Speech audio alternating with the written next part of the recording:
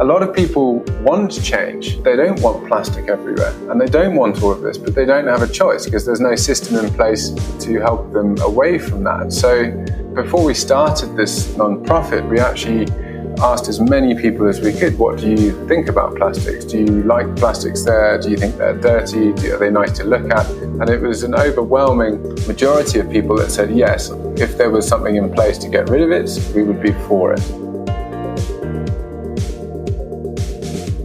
Welcome to Mindful Businesses, presented by Srani, and I'm your host, Vidya Iyer. In our podcast, we bring to you brands which are mindful in their practices and processes.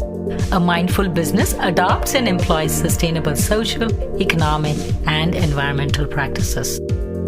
Today, we have with us George Burkhall, founder of the nonprofit Clean and Proud, creating sustainable fashion from plastic waste. He joins us from Malawi, East Africa. Welcome, George. Thank you so much for having me on the podcast. It's a great opportunity for us, and thank you. So you must be aware that plastic was invented as a sustainable alternative to the dependence on nature and natural products. So the person who invented it, he thought he was doing something good. Now we've come a full circle, and plastic is causing a lot of problems. Why have plastics and plastic waste become such a bane? So the issue with plastics, particularly single-use plastics, I don't think anyone's denying they're a wonder material. They can be incredibly good for the environment in the sense of reducing weight for transport, for being pliable, virtually any use you can think of. But the big caveat comes with the human behavior towards plastic and the way we have come beyond reuse, and we're in a throwaway culture that is habit, and it's a discard and chuck away culture. Often, rather than recycling, because the process is actually quite expensive, multinational companies will opt to go for virgin plastic new because it is cheaper to produce than actually recycling what has been supposedly discarded. And therein lies one of the problems, it's the costing. How many tons of plastic is not recycled every year worldwide? And how much is created? And how much do you think is not recycled, or how much is recycled? What percent? I guess it comes down to manufacture of plastic, virgin plastic. So you've got the recycled plastic that's then discarded after its second, third, fourth, fifth use. And numbers are astronomical. I believe it's around hundreds of millions of tons every year. So far, since the creation of plastic, it's over 8,000 million tons of plastic being created. I mean, these are volumes that my mind particularly cannot fathom. I mean, the volume of plastic being consumed and discarded on a daily basis is mind-blowing. We've created enough plastic to wrap the world 3 times over. And it's not, often the issues aren't necessarily visual. Like, for example, particularly in Malawi, it might be that it blocks the drainage ditch, which causes cooling of water, which might have a secondary effect of creating habitat for mosquitoes, which are obviously vectors of malaria, increasing in urban environments the cases of malaria. Something you would think of immediately as plastic waste leading to that effect could be the breakdown of the plastic in the environment that causes accumulation of toxic compounds to stick to those small pieces of plastic, and then they're ingested by a fish, which ends up, those toxins accumulate in that fish, which then goes onto your plate. I mean, there's so many impacts. There's the visual, that's very obvious, but there's also the secondary effects and effects you don't really think about that have massively impacting negative impacts when it's scaled up on this mass scale. So you're based in Malawi. Did you grow up there? How did you end up in Malawi? I studied conservation ecology and moved out to Africa to work in conservation. And having worked on the continent for probably 5 years, I worked quite a bit in Malawi itself. Absolutely loved the place, fell in love with it. It has a very warm feel. Everyone is super friendly. But the one thing that stuck out in my mind was just the obscene volumes of plastic everywhere. And the reason it's so visual is because back home in England, that's where I was brought up in England, in America, in other places, you have bins that are public, bins that people can go and put their trash in or their waste.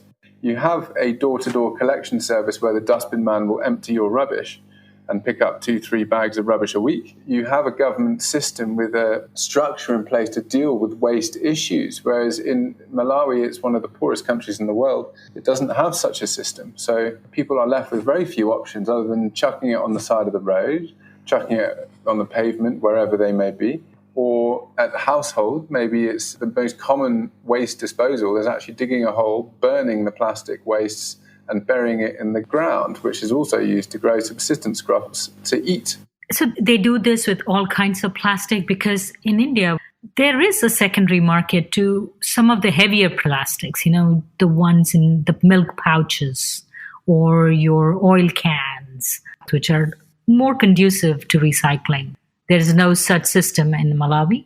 There's the PET plastic bottles, and there's no real recycling. I mean, old oil bottles, you do have the odd person in Mzuzu where we are based. That happens in Lilongwe and the big cities, where individuals will go and pick up the PET plastic bottles, rinse them out in the river rainwater, and then resell them back to the refill stations that fill up with oil again. But they have a certain life period of doing it that way. There's no remolding the plastics, so actually properly recycling it into a new product as such. It's more of a second, third use, which is great, and should be advocated. This is great that people do it, but there is a call out for a wider range of plastics to be recycled. And we recycle only single-use plastics, the bags, the rice sacks, as you said, the milk bags, all plastic bags, and the polyethylene plastics. So what's your background? You talked about you were in ecology and conservation. How did you think about starting Clean and Proud, the nonprofit? I was working in game reserves and national reserves in Malawi, and I'd been working there for a few years, and the blatantness, the obviousness of the plastic waste issue used to hit every time we'd go for a food run or we'd go into town or villages nearby, even driving through the villages, there's just plastic everywhere. And it used to break my heart a bit. You're like, well, how can that not spoil someone's, the people who live there, their opinion of the whole area? How can that not upset them slightly? But then they don't have another option. There's no option.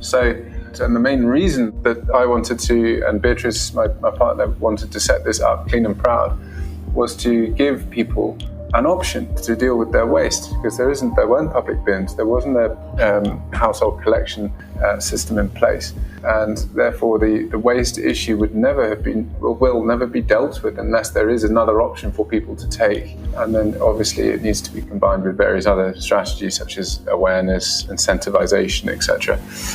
But it's mainly to give people another option, because we're so lucky in the West where we don't even think about it. The guy comes at the end every week and on a Wednesday and picks up all your rubbish. You just put it there and it disappears the next day. It's wonderful. But it's something. The aim really is to try and give people here an option to deal with their waste. How much plastic is generated in Malawi, and what % of that you and maybe similar nonprofits or for-profit companies are able to collect to be recycled or reused? Official statistics of plastics in Malawi and plastic creation, imports, production, I think there is, we've been researching this and trying to find the answers out, but as far as we can find, there is no definitive number of plastics in Malawi. The biggest way of assessing it is because there's no waste management, you just see the piles and how quickly those piles fill up. It's a huge, in Mzuzu City alone, the municipal went on strike, and the piles in the city got, over the course of 4 days, I think it was, got to the size of, you're looking at a couple of houses. That's within 4 days. That's just one out of probably 30, 40 piles that start building up in and around the area. But in terms of statistics and numbers, it's been very difficult to find specific statistics. operation that we run is very, very small, and it's growing, but it's very, very small. Last year, we recycled approximately about 600 to 700 kg, so it wasn't even quite a ton. And this next year coming, we're aiming to do 1.5 tons, and then hopefully start progressing on a much bigger scale. In terms of its impact on reducing the plastic waste that is accumulated, it's just scratching the surface. So 600 kgs, give me a visual. It would be like how many truckloads? Because, you're talking about plastic, which is very, very light and single-use plastic. So it is probably about 10 truckloads? It's probably about 5 truckloads. The way that we deal with it, the way we collect is by hand. So another reason that we opted to do this, firstly, is to buy a vehicle out here is hugely expensive. So we don't actually have the funding capital to be able to do that currently. But secondly, the unemployment rates in Zuzu City itself in some areas are over 60%. So it's very unskilled labor, and we are trying to employ as many people to go and do this as possible, because it's not a particularly skilled job. And as a result, we employ, currently it's gone up from 3 to now 4 ladies that go out and collect waste. And hopefully, the more success we have in selling the products we make, the more capital we will get to invest back in and employ more people to go and do the same. This next current year, if we're successful in the summer with selling throughout Europe, we will be investing in actually bicycles with trailers who will go and do rounds picking up all over the city, which will have a big impact in terms of increasing the capacity. We're aiming really to employ as many people as possible rather than mechanizing it as much as possible. We're trying to employ as many people in the cog to make it work. So how did you get funding to start this project? Yeah, people think we're mad. We actually, my partner and I invested basically everything we had in it to begin with. And that was the initial cost startup. And now we have a team that's fully trained. We have a team, particularly of tailors, that are incredibly talented, that are producing products of a very high standard to be able to sell it in Europe. Now the initial investment's been put in. We're now looking to increase sales throughout Europe. The products can be sold at a cost that will cover the high cost of production. Sadly, in Malawi itself, as I've mentioned, it's one of the poorest countries in the world, so you don't have a very big market for selling things like tote bags and wash bags and things like that at the price they're needed to be to cover the cost. Whereas in Europe, it's a much friendlier market towards that kind of a product, where people are more likely to buy something like that. And as the next 6 months are critical in terms of reaching the foreign markets, and if we can increase the number of sales we get abroad, we will be able to invest more in the actual process and increase the staffing, increase the impact that we will have, increase the volume of plastic waste we can recycle. You collect the plastic. What do you do to the plastic for it to be ready as a raw material to make these products? The process, we've got a team of ladies that go and collect the plastic and bring it back to the workshop, and we wash it. Once it's washed, it's then dried, heat pressed with iron to form a particular way, to form a particular type of material, a sheet material that's constituted of plastic. Each sheet is probably 100 bags, roughly. That material is then used by the tailors and mixed with other materials such as the local patent cotton to chenji, upcycled materials. We use upcycled old curtains that are falling to pieces. We've got offcuts and things like that are used that we collect from other tailors and try and upcycle where possible. But obviously, if we need to use new materials like the cottons and tenjis we get from the market locally, and those are all added together to form the end product.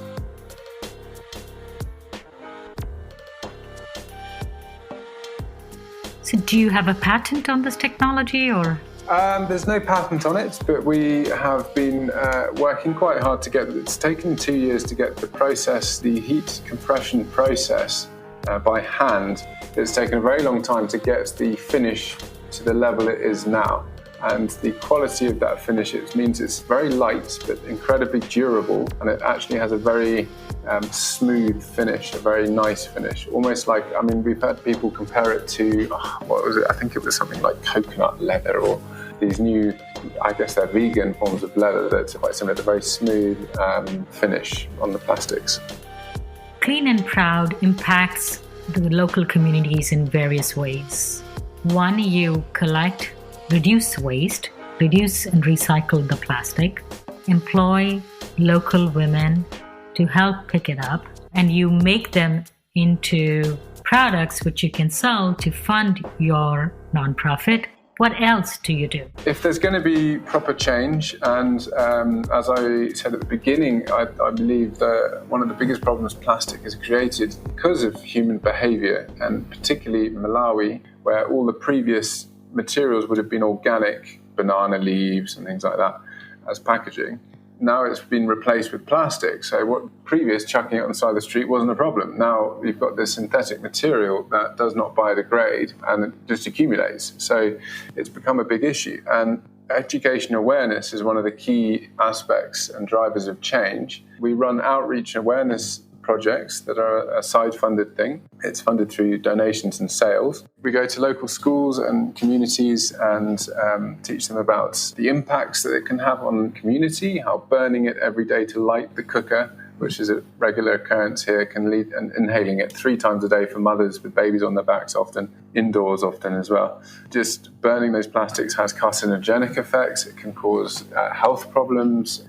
We teach them about how blocking of drainage ways, plastics, because it's impermeable to water, can pool water and then create conditions for mosquitoes and malaria. And we also tell them and show them how plastics can last a lifetime and generations. So the thing they discard on the side of the road won't disappear. It might blow away in the wind, but it'll still be there for their kids and their grandkids potentially and their great-grandkids potentially to see.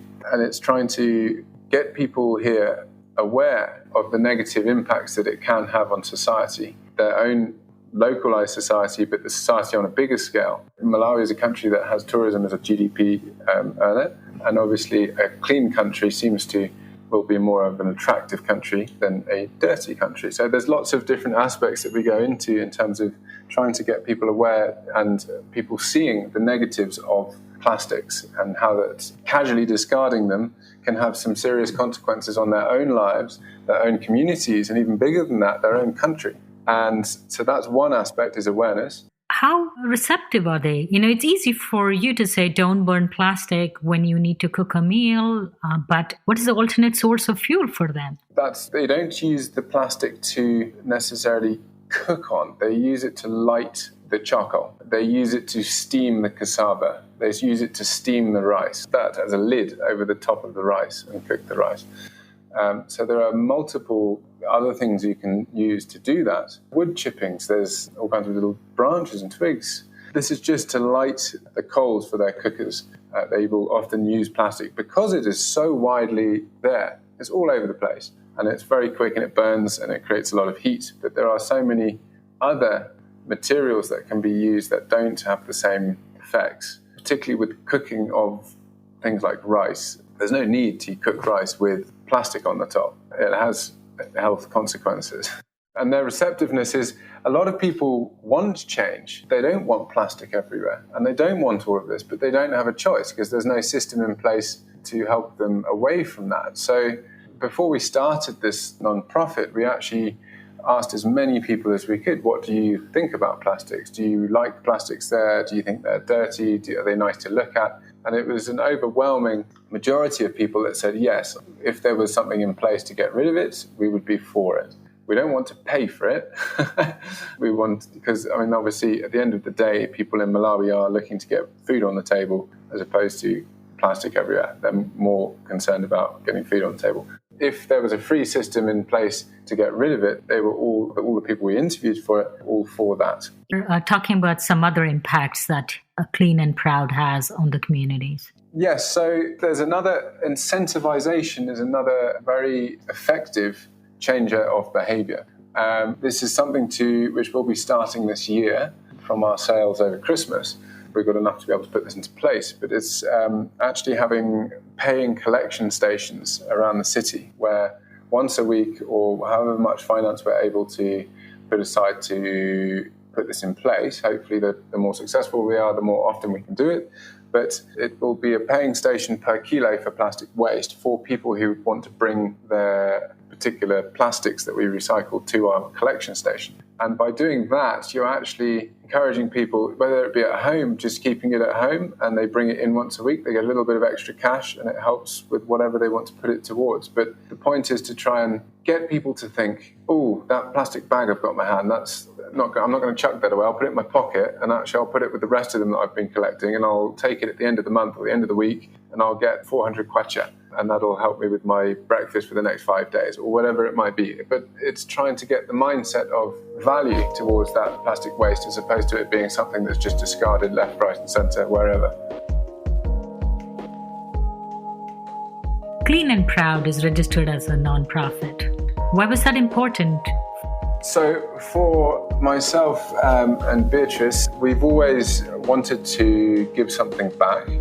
We've always wanted to help with this issue that we feel very strongly about. And to be making money off it for ourselves seems we didn't want to do that in the first place, but we think it's incredibly important that it's a system that is self-growing, and all the profit and revenue that is generated from sales, 100% of it goes back into making it bigger and having a bigger impact.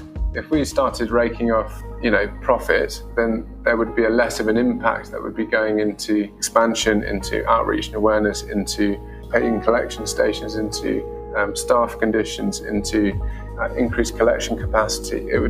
There's less potential for the growth if more is taken off for profit. So we've chosen specifically to do a non-profit where 100%, hopefully we make lots from sales, but the more we make from sales means the more can go back into the project, which means it can expand and have a bigger impact, recycling a higher volume of plastic. Because currently we're recycling plastic, we have a system in place that works, but we want to be doing a much higher volume and actually impacting that plastic, those piles of plastic waste, and even progressing towards recycling different forms of plastic like PET that will need shredding machines and compression ovens and various technologies that have to be there to be able to recycle particular types of plastic.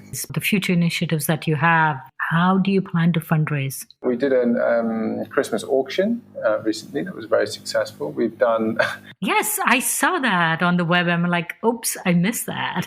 It was actually supposed to be in France for September, October, November, December, and then it all went into secondary lockdown, and we were freaking out a little bit. So this is one of the sub-strategies we did, was actually a Christmas auction to generate some donations and funding, which worked very well, and everyone was very generous. So if anyone's listening who helped us, thank you so much. Yeah, the other fundraising. So we are using Google Ad grants. I've actually run a few athletic events, one of which was you had to do 21 kilometers in any way, shape or form you had. We had rowing, sailing, kiteboarding, lots of other ways of doing it as well. And Beatrice and I are actually training to do boxing, and that's one of the next planned fundraising events, is a charity boxing event we're going to enter and try and get ourselves out of the fight alive and unhurt, but hopefully with a bit of donation. So we're doing various different things. So where do you see Clean and Proud 5 years from today? So 5 years from today, it all obviously depends on the success of sales and donations and funding. But if we want to achieve, we will be recycling minimum of 10 tons up to, the sky is the limit here. There's so much waste. We want to be recycling PET plastic bottles. We want to have expanded the range of plastics we recycle. We would like to have sales and wholesale small-scale shops in a variety of different countries, preferably America, Europe, and Australia would be lovely, as well as developing an African market for the product as well. And we would like to have paying collection points across the whole of Malawi's major cities. We would like to be doing outreach awareness, a minimum of 2 per month in schools and communities throughout the entire country of Malawi. We would like to, one of the aims is to also have a company that has paid collection points across every major city. We also would prefer to, if we can get there, to have every major city have a Clean and Proud household collection system in place. Hopefully, and ideally, this would be a free service. if funds would allow it, but obviously that's all dependable. And one of the major things that I want to do, that I've got my eye on, is doing more research into the plastic contamination of Lake Malawi, which supplies over 60% of the protein consumption by the country itself through fish. And we've seen from research that fish generally uptake toxins and particularly microplastics into the system, and therefore bioaccumulate it through that system, and then it ends up in food items, which would be, well, very interesting to research it and then come up with maybe some ideas and ways of mitigating that as much as possible. Thank you so much, George Berthon. Wishing you all the best and all the success. Thank you so much for coming on Mindful Businesses. Well, thank you so much for the opportunity, and I wish everyone well. And please come and visit Malawi. It's a beautiful country, really, really friendly people. And if you're around, you can always pop into our workshop in Mizuzu. I can't wait for the lockdown and this COVID to go away to start traveling. I think a lot of people are thinking the same thing. Yeah, definitely. If you're a creator of a mindful brand or would like to recommend a mindful brand to be featured on our show, send us a message on our Instagram or Facebook page, or visit us at mindfulbusinessespodcast.com. Subscribe and listen to us on your favorite podcast listening app. If you enjoyed this episode, please remember to rate and review us on Apple or Google Podcast. If you learned a thing or two from this or our other episodes, please share it with one friend.